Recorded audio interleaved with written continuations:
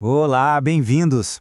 Olha, hoje a gente vai mergulhar de cabeça numa daquelas perguntas, sabe, que parecem super simples, mas que na verdade vem ecoando aí por séculos na história da fé.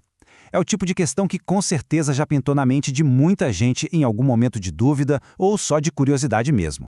É isso aí. A pergunta é: se Deus já sabe de tudo, por que orar? Se o futuro, de certa forma, já está traçado e Deus sabe de tudo, qual é o sentido de a gente pedir alguma coisa, de interceder? Parece um beco sem saída, um paradoxo, não é mesmo? Pois bem, para a gente desvendar esse mistério, a gente vai fazer uma verdadeira viagem no tempo. São 2000 anos de história. E o legal aqui não é achar uma única resposta pronta, mas sim descobrir como essa compreensão foi sendo construída, sabe, camada por camada. Então vamos lá. A nossa viagem começa lá atrás, no judaísmo antigo. E aqui tem um ponto-chave. A oração não era vista como, sei lá, uma expressão espontânea, individual. Muito pelo contrário. Ela era entendida como uma resposta, bem estruturada dentro de uma aliança, de um pacto. A ideia não era começar uma conversa do zero, mas sim responder a um chamado que já tinha sido feito. Mas que chamado era esse, afinal? Para entender essa resposta, a gente precisa conhecer um conceito hebraico que é fundamental. A palavra é dabar. Olha, dabar não é só palavra no nosso sentido comum, é muito mais que isso. É uma palavra que é, ao mesmo tempo, uma ação e um evento que muda a realidade. Pensa lá no livro de Gênesis, por exemplo. Quando Deus diz, haja luz, o que acontece? A luz passa a existir. A palavra dele não só descreve, ela cria a realidade. É uma palavra que faz acontecer. E é esse conceito de dabar que vai estruturar toda a ideia de oração. A lógica era bem clara, saca só. Primeiro, Deus age, Deus fala, é o dabar. Segundo, o povo escuta essa palavração. E terceiro, o povo responde. Responde com a boca, sim, mas também com a vida. A oração, nesse sentido, não é uma tentativa de inventar algo novo, mas sim de ecoar, de se alinhar com a realidade que Deus já tinha colocado em movimento. E olha, essa ideia não ficou lá atrás não, ela atravessou os séculos. Tem um grande comentarista judeu, o Rashi, que resumiu isso de um jeito perfeito. Para ele, a nossa fala na oração não cria uma realidade nova, ela ratifica uma que já existe. É como se a gente estivesse assinando um contrato que já foi escrito, sabe? Quem ora está ali confirmando com a própria voz aquele pacto, se alinhando com a palavração de Deus. Ok, agora vamos dar um salto no tempo. A gente vai ver como essa base judaica foi recebida e, mais do que isso, aprofundada. Com os chamados pais da igreja, nos primeiros séculos do cristianismo, a ênfase da oração passa por uma transformação. E que transformação! O foco sai do exterior e vai para o interior. A pergunta principal deixa de ser como a oração muda o mundo e passa a ser como a oração muda a pessoa que está orando.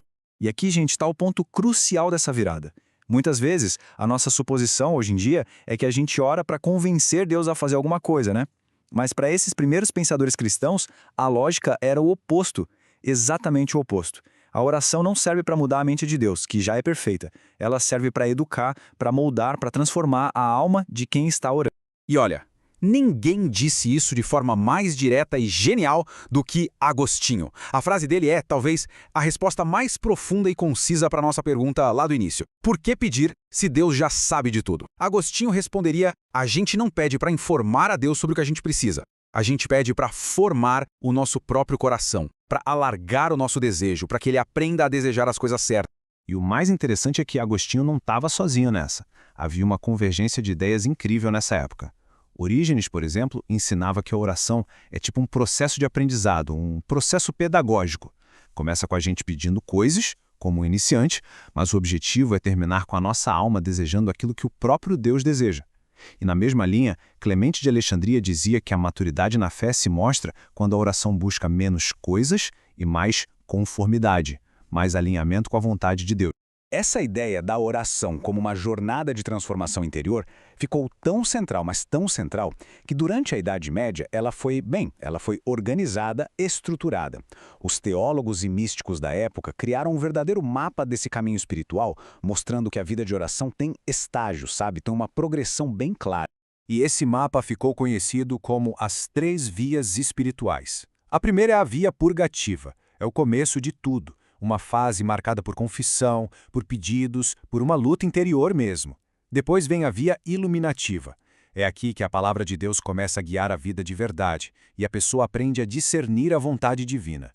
E por último, o ápice, a via unitiva, onde a vontade humana e a divina finalmente se unem, entram em harmonia. E o motor que faz a gente avançar nessa jornada? A oração. E para ajudar a gente a entender como avançar nesse caminho, vem Tomás de Aquino e nos dá mais uma peça-chave. Ele argumenta que orar não é tentar barganhar com Deus, sabe? Não é tentar mudar os planos dele. Na verdade, é o contrário. A oração é o jeito que a gente tem para cooperar com aquilo que Deus já determinou que vai acontecer. Ou seja, a oração nos torna participantes ativos e não simples negociadores.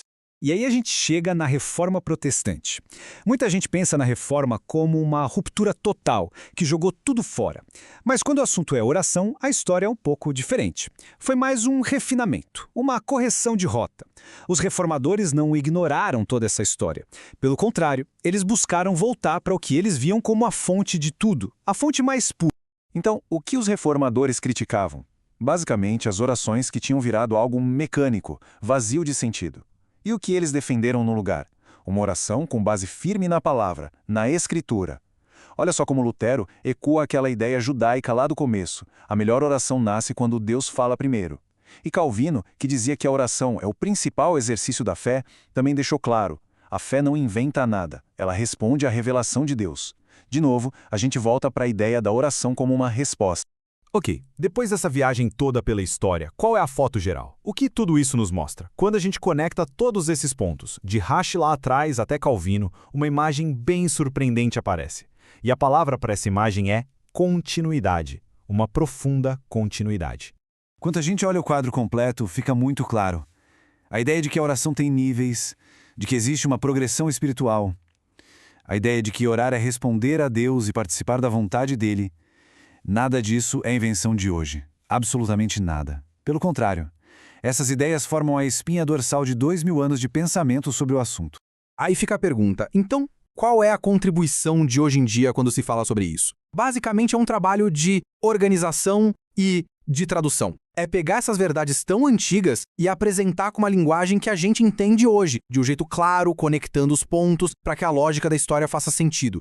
Não é sobre criar uma doutrina nova, mas sobre tornar essa sabedoria de séculos mais acessível. E aqui a gente chega na conclusão fundamental de tudo isso. A resposta para por que orar não é uma fórmula mágica, uma invenção recente. É uma sabedoria antiga que nos convida a enxergar a oração não como um jeito de informar a Deus, mas como uma jornada para formar o nosso próprio coração. Uma jornada de resposta, de participação e de transformação. No fim das contas, talvez a grande questão não seja se a oração muda a Deus, mas sim se a gente está disposto a deixar que ela nos mude.